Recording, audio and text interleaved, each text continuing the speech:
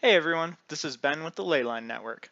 Today I'm bringing to you a deck tech for Kuldotha 8-Whack in Modern. This deck is super aggressive and a lot of fun to play. It has 18 land, 14 spells, and 28 creatures. The namesake cards are Kuldotha Rebirth, Goblin Bushwhacker, and Reckless Bushwhacker. The entire deck is themed off of these three cards.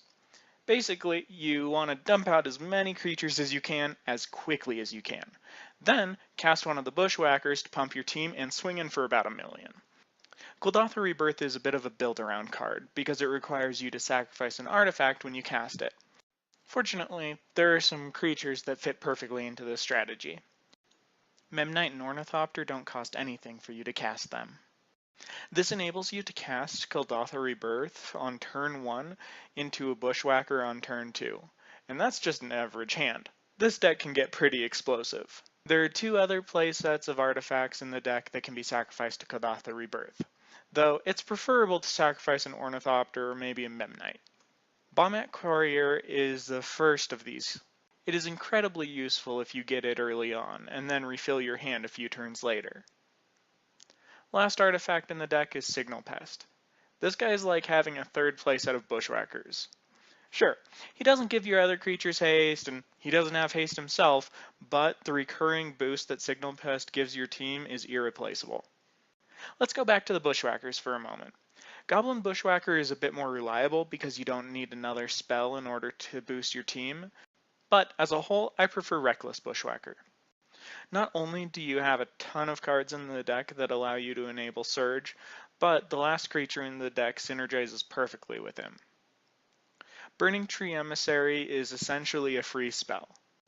One of my favorite turn 2 plays is Burning Tree Emissary into Reckless Bushwhacker.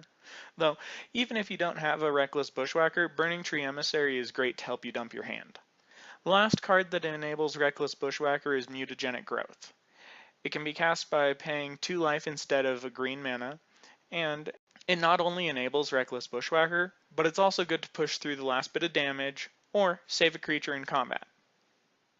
The remaining spells in the deck are Lightning Bolt and Forked Bolt. You'll use these to remove pesky chump blockers, or to finish off your opponent.